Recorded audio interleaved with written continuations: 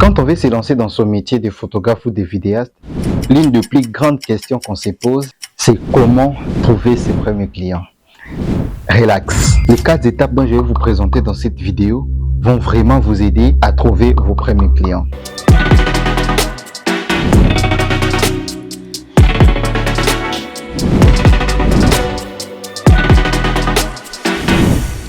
Mais avant de continuer, si vous êtes nouveau à la chaîne, je suis Lardissi Binda. N'hésitez pas de vous abonner, d'activer la cloche de notification et surtout de partager cette vidéo à vos proches. Ça va aussi les aider. Première étape, commencez avec ce que vous avez. L'une des plus grosses erreurs que nous faisons quand on débute, c'est de se dire que je n'ai pas tel matériel ou tel matériel pour commencer, ou encore je n'ai pas tel accessoire ou tel accessoire pour me lancer dans ces projets. En tout cas, ne vous en faites pas, nous sommes tous passés par là, mais c'est vraiment une erreur. Moi, je l'ai compris vraiment après beaucoup de temps. Donc, c'est vraiment une erreur de se dire que je n'ai pas tel ou tel matériel. C'est juste une barrière que nous nous mettons. S'il y a une chose que vous devez savoir actuellement, le matériel couvre à peu près 20% de la réussite de vos visuels. Voilà, commencez avec ce que vous avez, faites-en votre meilleur matériel et donnez le meilleur de vous-même pour donner des résultats positifs. Je vais encore aller plus loin, je vous donne un exemple. Si on prenait un débutant et un professionnel, on donne à un débutant un Sony Alpha 7 par exemple, c'est l'une des meilleures caméras. Ce débutant restera toujours débutant par rapport à son travail. Les résultats qu'il va donner sera toujours moindre par rapport aux résultats qu'un professionnel peut donner avec un appareil d'entrée de gamme par exemple. Les professionnels mettront en place son savoir-faire, son expérience et il va donner encore un résultat vraiment qualitatif par rapport aux débutants. Donc un débutant restera toujours un débutant, peu importe le matériel qu'il a, et un professionnel restera toujours professionnel, peu importe le matériel qu'il a. Donc investissez beaucoup plus à ce que vous devez savoir et le matériel viendra après. Surtout quand vous débutez, ne vous en faites pas trop, commencez avec ce que vous avez. Ça peut être un appareil photo, un téléphone, bref, tout ce que vous avez en main, et commencez et faites-en votre meilleur matériel. Quand vous aurez vos premiers billets, en tout cas vous allez vous acheter des nouveaux matériels. Je sais qu'on aime tous acheter des nouveaux matériels et là vous allez vraiment améliorer la qualité de votre travail. Ce qui nous amène à notre deuxième étape. Montrez de quoi vous êtes capable. Un client, pour vous confier un projet, il voudra toujours savoir ce que vous avez déjà réalisé. Que ce soit en photo tout comme en vidéo, vos clients voudront, le premier client voudront toujours savoir ce que vous avez déjà réalisé.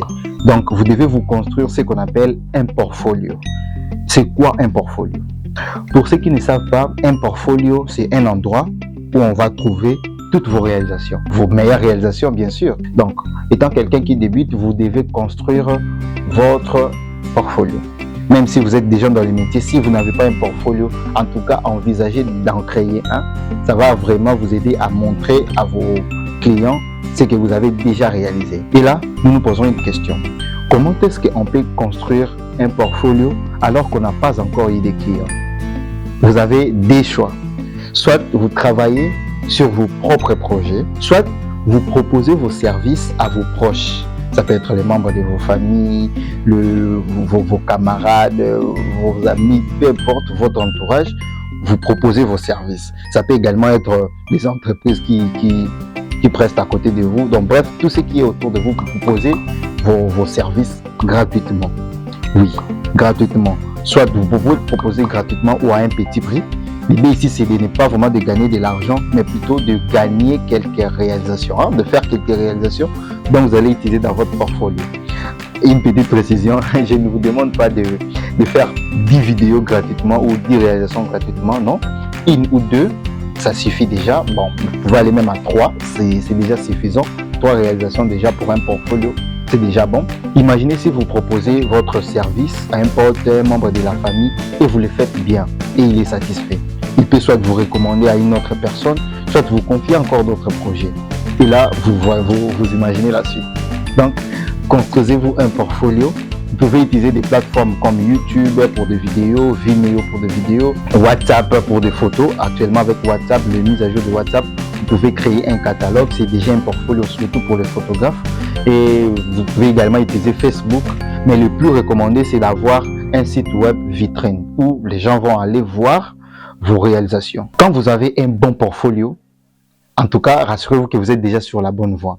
Ce qui nous amène à notre troisième étape. Contactez votre client cible.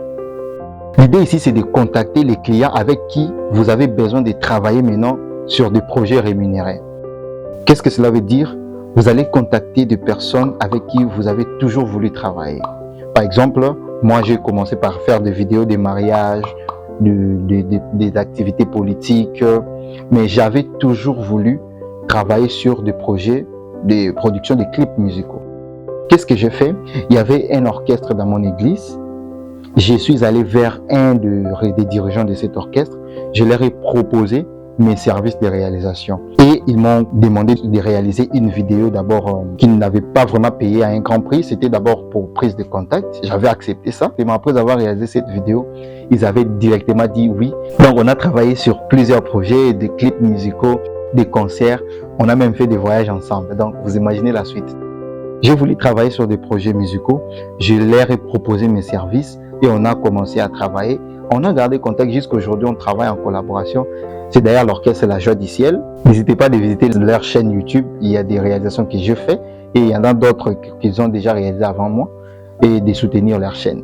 J'ai voulu travailler sur ce type de projet. Je me suis approché à eux et je leur ai proposé mes services. Si moi je le fais, vous devez également le faire. Vous devez d'abord définir les types de projets dont vous voulez travailler. La personne que vous devez contacter, ça peut être par mail, par réseaux sociaux ou en présentiel si vous en avez la possibilité. Donc, bref, vous devez aller vers eux. N'attendez pas qu'ils viennent vers vous, mais allez vers eux et proposez vos services. Mais vous devez vous rassurer, j'insiste sur ça, vous devez vous rassurer d'avoir bien préparé ce que vous avez à leur proposer comme service. Surtout que votre service apporte un plus dans leur projet. Si vous n'avez pas vraiment bien travaillé ce que vous avez proposé à votre prospect, en tout cas, vous avez la chance de ne pas gagner ces marchés. Mais si vous avez bien préparé, vous avez vraiment analysé ce qu'ils font déjà, quelles sont les failles, et vous avez trouvé une solution et vous proposez cette solution, rassurez-vous que vous avez la chance de gagner ces marchés. Donc, préparez-vous suffisamment sur ce que vous allez proposer à votre prospect et surtout, soyez clair de collaborer avec eux. Faites en sorte que vos premières prestations se passent mieux, que tout se déroule bien. Soignez votre langage, soignez votre apparence et surtout, travaillez bien votre équipe, que tout se passe bien et surtout évitez tout ce qui est comme désagréments, désaccords sur le premier contact. Donc, mettez vraiment tout en place pour que la première collaboration se passe très bien. Ça va vraiment vous aider. Si je l'ai fait, vous pouvez également le faire et je vous assure, vous allez me donner raison que ça marche. Essayez, vous allez voir. Quatrième et dernière étape, travaillez et améliorez-vous au quotidien. Ça, c'est la base. Je vous assure, c'est la base. Si vous voulez gagner encore plus de clients, vous devez vous améliorer chaque jour. Si vous voulez attirer encore plus de clients, vous devez travailler sur vous au quotidien. Travailler sur vous, cela veut dire améliorer votre connaissance, mettez en place de nouvelles stratégies, de nouvelles techniques pour travailler encore plus rapidement, pour être encore plus productif et surtout pour améliorer la qualité de vos services. Faites en sorte que chaque projet soit pour vous une occasion d'apprendre et de vous améliorer. Acceptez des remarques positives tout comme négatives. Utilisez-les à votre avantage. On a toujours tendance à trop vouloir des commentaires positifs plutôt que négatifs. Mais je vous jure, s'il y a des commentaires qui peuvent vraiment vous aider à vous améliorer, ce sont des commentaires négatifs. Mettez en place ces 4 techniques, mettez en place ces 4 étapes. Vous verrez, vous allez attirer vos premiers clients et vous allez vous faire de l'argent grâce à votre métier. Surtout, ne travaillez pas pour l'argent, travaillez afin d'attirer l'argent. C'est très important. Merci d'arriver jusqu'à la fin de cette vidéo.